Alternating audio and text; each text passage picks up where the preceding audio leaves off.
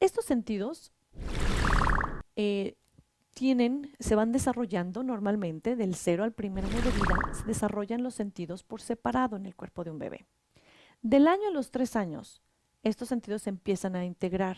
¿A qué nos referimos con integrar? No solamente que se integran con los demás, esto sucede más adelante, entre los 3 y los 6, pero del año a los 3 años estamos hablando de que empiezan a integrarse los sentidos porque la percepción sensorial llega a la corteza cerebral y de la corteza cerebral empieza a bajar a los lóbulos del cerebro donde están las áreas asociativas y entonces el cerebro se va acostumbrando a la percepción sensorial.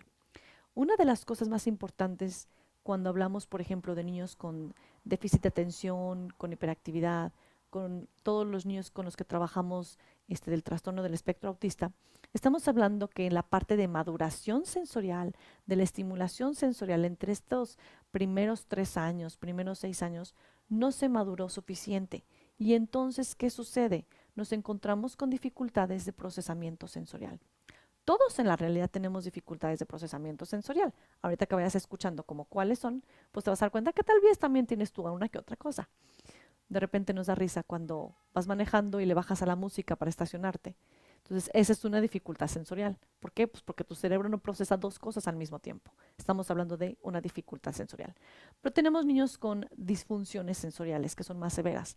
¿En qué momento se llaman disfunciones? Cuando les afecta la vida diaria. El niño que no come nada, absolutamente nada, y se está muriendo de hambre. O el niño que se golpea contra los muebles o que golpea a los demás todo el tiempo. Son necesidades sensoriales y ahorita vamos a hablar un poquito más de eso.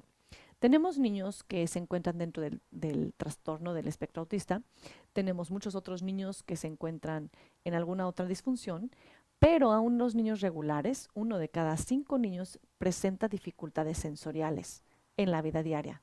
¿Por qué? Porque apenas están madurando las funciones sensoriales y si no las acaban de madurar, pues van a presentar algún tipo de dificultad.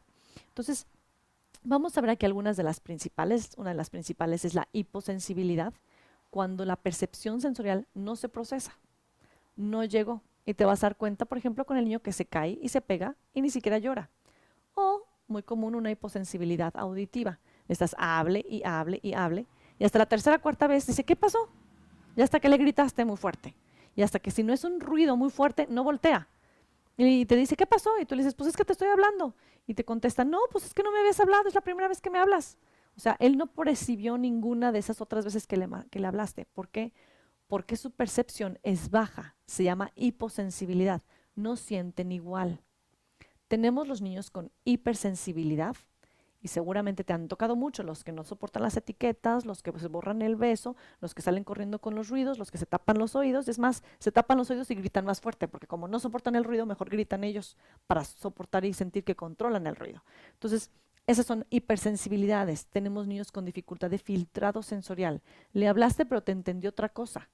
O está viendo unas letras pero te las está confundiendo con otras. Son cuestiones de que la percepción sensorial sí la sienten, sí les llega. No es que los ojos no les funcionen ni que tengan un problema en el oído, es que no procesan la información bien. Entonces, en el filtrado, en la selección de lo que están escuchando, de lo que están viendo, de lo que están sintiendo, tenemos una dificultad. El niño que se saca y se encuentra el pedacitito de tomate en la sopa del arroz y él siente que se siente diferente y te lo saca aunque sea microscópico. ¿Por qué? Porque en el filtrado sensorial él tiene esas dificultades. Los otros niños pueden encontrarse como desconectados, pueden tener problemas de velocidad de procesamiento.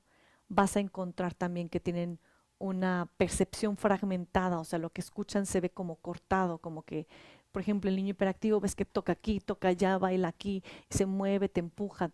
Todo eso tuvo muchas percepciones sensoriales y de todas no procesó ninguna. Entonces, ese es un problema de percepción fragmentada. Si le preguntas qué hizo, qué vio, qué tocó, no se acuerda. Vamos a ver las consecuencias de los problemas de procesamiento sensorial.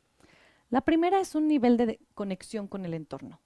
La conexión que nosotros normalmente tenemos con el entorno, pues tiene que ver con lo que percibimos del entorno. Si hace frío, si hace calor, si hay aire, si se siente, eh, si se siente que hay mucho ruido, que alguien me está hablando, pues volteo a verlo. Entonces, toda esa parte de conexión con el entorno me la da la percepción sensorial. En este caso, con estos niños que tienen dificultades de procesamiento sensorial, vas a notar una desconexión con el entorno. El típico niño que le platica algo el compañero de al lado y voltea y se voltea para otro lado, o sea, ni siquiera entendió el chiste o no le interesa, o ellos están jugando aquí y él mejor se va y se da la vuelta a caminar solo.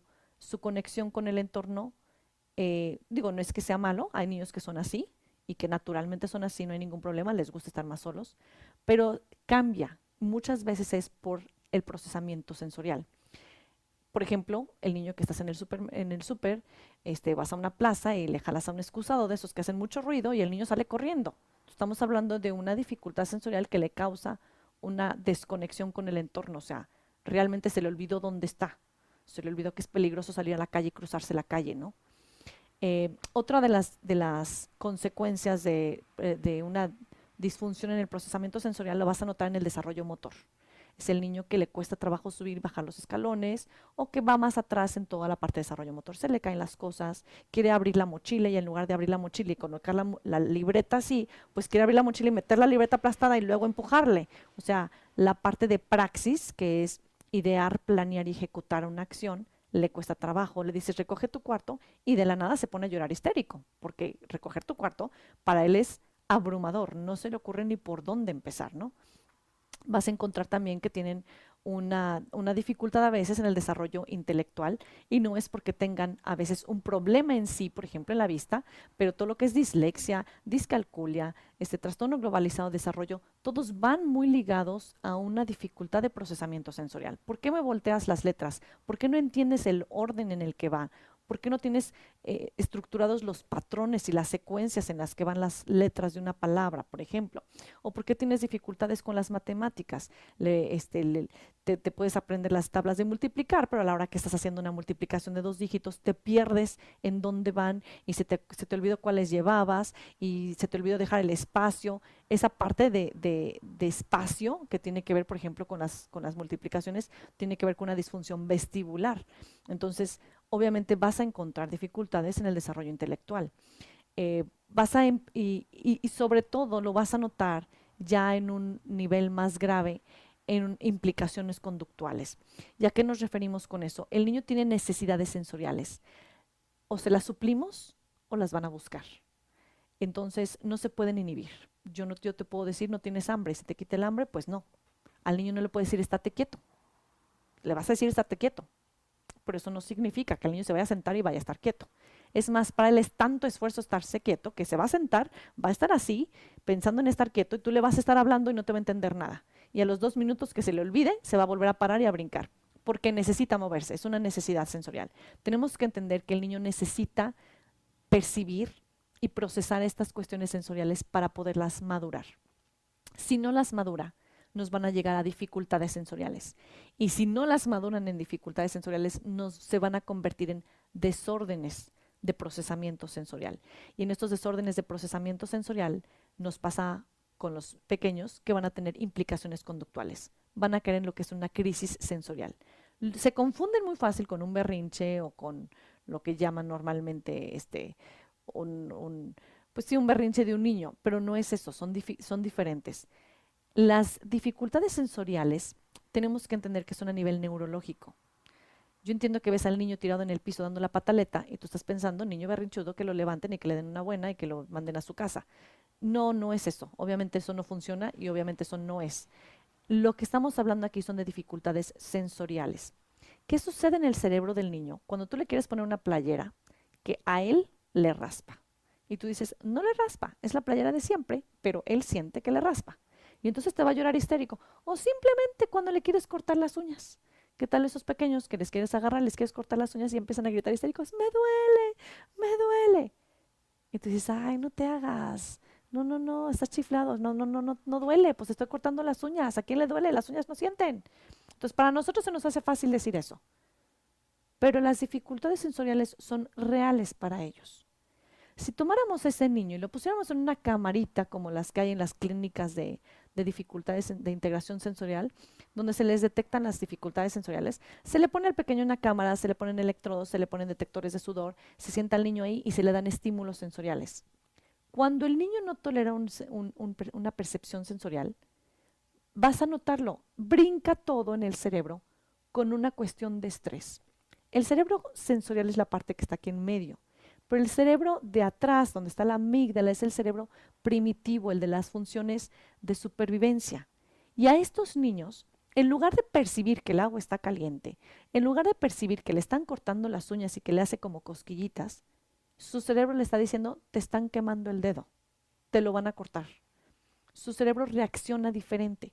A un niño regular se ve, brinca tal vez la primera vez que tenga el estímulo y las siguientes veces que tiene el estímulo dice, ah, la alarma, ah, el excusado, ah, me están tocando las uñas, ah, me están rozando con algo que raspa. Pero el niño que tiene dificultades sensoriales va a brincar las 5 veces, va a sudar. O sea, el cuerpo tiene una reacción real, neurológica, de lo que está percibiendo.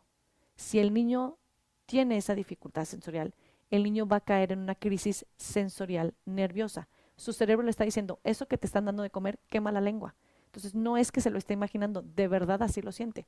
Obviamente no es real, pero para él el peligro no es percibido, es un peligro real. Entonces tenemos que entender que cuando los niños caen en una crisis sensorial es porque su cerebro le está diciendo, esto me está matando, la pintura en el dedo me está quemando el dedo.